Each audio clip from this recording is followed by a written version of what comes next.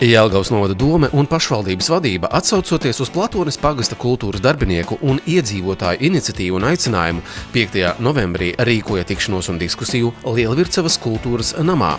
Saistībā ar pēdējā laikā izskanējušo pretrunīgo vērtējumu par pašvaldības ieceri iegādāties šo kultūras objektu kopā ar tam piegulošo būvi Dzirnavām. Šajā diskusijā aktīvi piedalījās gan no Rīgas atbraukušie deputāti, gan arī vietēji iedzīvotāji un kultūras darbinieki.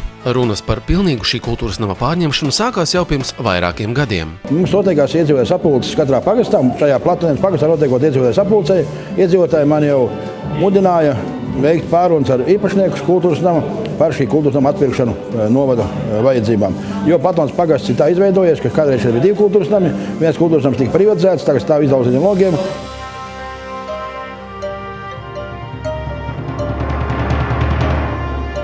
Šis kultūras nams ir ļoti labā stāvoklī, kuru var darboties. Mēs viņu īrējam par pietiekami lielu naudu. Lielvircavas kultūras nams pieder uzņēmumam Lielvircava Agro. Nomas maksa katru gadu mainījās, taču pēc 2012. gada, kad īpašnieks veica telpu remontu un vērienīgus finansiālos ieguldījumus nekustamā īpašuma infrastruktūras uzlabošanā, cena tika palielināta sasniedzot 1040 latus mēnesī par telpu īri. Tādējādi laika posmā no 2002. gada 1. janvāra līdz 2013. gada nogalei pašvaldība nomas maksā būs samaksājusi vairāk kā 60 000 latu, īrējot vien daļu no īpašuma platības. Tomēr tas nebūtu nenodrošina kolektīvu reālās vajadzības ikdienā. Mēs varam ļoti laipni uzņemt, mēs varam ļoti gaidīt, mēs varam sirsnīgi aplaudēt, bet nonākot līdz ģērbšanās procesam, ja man ir jāpasaka ciemiņiem no Rīgas, ka jums ir jāģērbjas autobusā, tad man vienkārši ir pašai neērti. Svešā īpašumā īpaši tā izvērsties grūti, visu laiku jāsaskaņo visa tā sava darbība, mūsu inventārs, mūsu, gan muzikāla aparatūra, gan vispārējais, gan mebeles, tas ir mūsu, bet svešā īpašumā, ja mūs met ārā, mums faktiski nav kur to visu likt. Telpas ir katrā ziņā acīm redzot pa šauru. Pilnīgi noteikti pa šauru. Reizēm ir tā, ka mēs savas drēbes bibliotekā starp grāmatu plauktiem noliekam savas drēbes un pārģērbiamies starp plauktiem. Pietiek jau ar mūsu pašu kolektīviem, ja? Bet ja pie mums vēl atbrauc kādi vieskolektīvi, tad te vispār vairs nav kur apgriezties. Gribās tā, ka tie viesi atbrauc pie mums, ja? Lai mums jāliek viņiem pārģērbties nevis toaletē, bet kaut kur tādā normālā istabiņā. Līdz ar kultūras nama iegādi pašdarbības kolektīvu rīcībā nonāktu daudz vairāk telpu. Mums ir pilni 9 kolektīvi un top vēl 10. Un ja mums būs šīs jaunās telpas, tad arī varēsim attīstīt interešu izglītības kustību, arī lietišķās mākslas kolektīvus. Novadā, kad ir žanru skatis, visi mūsu kolektīvi ir vienmēr ieguvuši augstāko novērtējumu. Gan koris, gan vidējās paudzes deju kolektīvs, gan vokālā grupa. Mums izdevās Jelgavas novadā 4 gados pilnīgi visu kultūras nams renovēt par Eiropas naudām, tie, kas piederēja pašvaldībai. Man arī šī bija paredzēts projekts, bet tā kā viņš privātais, mēs Eiropas naudu ieguldīt nevarējām. Tagad viss caur riņķi apkārt ir tie, protams, skaistāk un labāk un piemērotāk un dažādāk, savādāk, atšķirīgi no šī vienīgā, kurš vienīgais Platones pagastā, kurš nemaz nav pats sliktākais pagasts. Un tad vienīgajam pagastam nav šī savu kultūras nama. Un pārējiem visiem ir. Visiem 12 ir un mums 13. nav.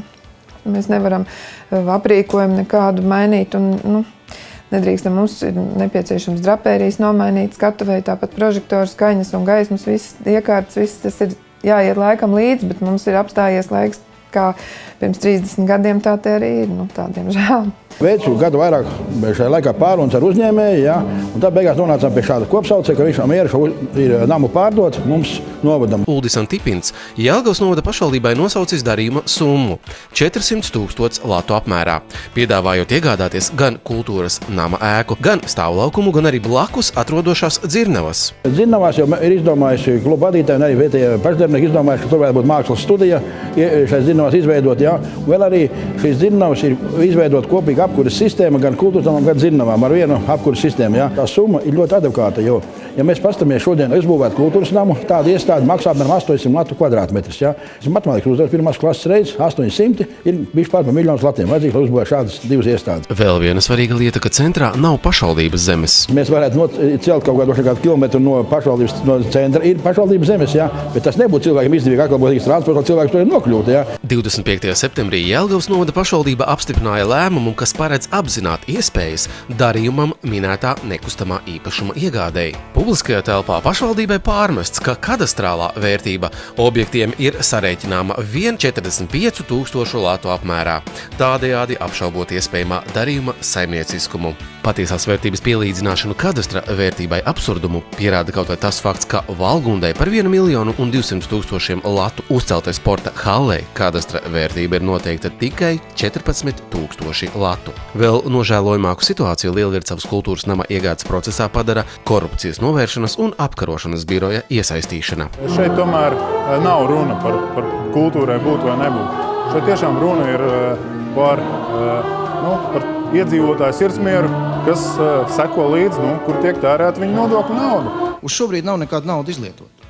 Šobrīd nav. Ir bijis vienkārši starplēmums, idejas akcepts ar uzdevumu uzdot, pētīt iespējas, kādā veidā, kur atrast finanšu līdzekļus, kādā veidā to darīt un vai darīt vispār.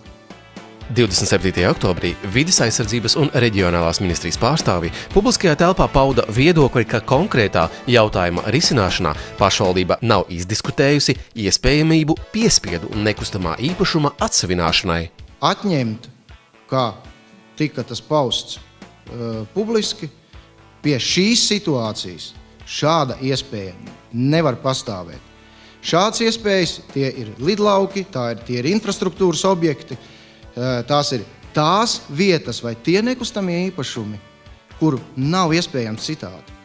Es pilnībā piekrītu, ka 2. pants to arī paredz, kad ja nav citi varianti, bet šis katrā ziņā nav tas gadījums, un šajā gadījumā individa tiesības un privāta personas tiesības ir noteicošās. Tā kā mēs nevaram paņemt, salīdzināt kaut kādu gadījumu par ceļa būvi, vai par lidlauku vai par tam līdzīgi, un to vienlaikus attiecināt uz šiem gadījumiem. Un likuma būtība vērst uz gadījumiem, kad īpašnieks nepiekrīt īpašumu pārdot, kā arī situācijām, kad pašvaldībai nav citu alternatīvu. Turklāt tādā gadījumā Saeimai jāpieņem atsevišķs likums par konkrēto situāciju.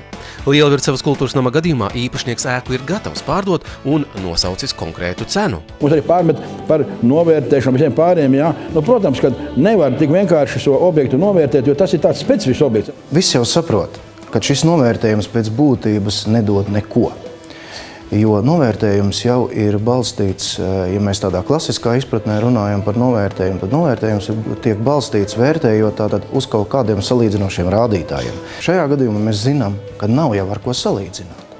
Kas no tā mainīsies? Būs viņš novērtēts 200 000, bet mums tad alternatīvas nav. Kā jau tas vairumā gadījumu diemžēl mēdz būt, eļļu ugunī šai situācijā pielēja masu mēdīju pārstāvji. Lasot visus šos komentārus, lasot periodiku, kur katrs domā, ka viņš šeit ir dzīvojis, kur katrs korespondents uzskata, ka viņš ir šeit tiesīgs spriest par to, kā klājas otra ģimenei, kas šoreiz ir mūsu kolektīva mājas, tā otra ģimene. Ja? Viņš noteikti to nezina, kā ir mums to dzirdēt no malas, ka kāds var spriest, ka šis ir par dārgu, varbūt pirkums. Skaidrs, ka šeit neiet runa par naudu. Tās ir tīrās politiskās spēlītes, kuras spēlē mūsu novadā iekļūši, teiksim tā, savus mērķus nesasniegušās partijas. Paši mēs to labi zinām. Novada domas deputāti ir jau vēl iepriekšējā sasaukumā galvās visiem jau bija tas, ka šis kultūras nams tiks nopirkts priekš pagasta. Ja? Tas tā diezgan nožēlojami, ja, ka tur dažu cilvēku pretējo uzskatu dēļ, ja tagad ir jācieš, gandrīz var teikt, visam pagastam jau faktiski. Ja? Rīgā sēžot var spriedelēt par daudz ko, bet svarīgi ir ieklausīties tai pašā tautas balsī. To cilvēku viedokļos, kuru dzīves piepildījums ir šīs dažādās kultūras aktivitātes. Ir uzsākts arī vākt parakstus par atbalstu kultūras nama iegādēji. Bet, lai kā tur arī būtu, iznākums šim pilnīgi bezjēdzīgajam strīdam var būt pavisam vienkāršs. Šeit, šajā apkaimē, kultūra var zaudēt savas mājas. cietīsim jau mēs pašdarbnieki. Neviens cits, ne tie lielie kungi vai kas tur savā starpā grib plēsties vai izrādīt, kur šī vārē nāks. Cietīsim jau mēs. Lūdzu visiem cilvēkiem, lai atbalsta, lai nenoskauž lielvircavniekiem, platoniekiem, jo mēs esam viens pagasts. Un mums šo vietiņu, kur sanākt un pulcēties un priecāties, kamēr mēs vēl esam.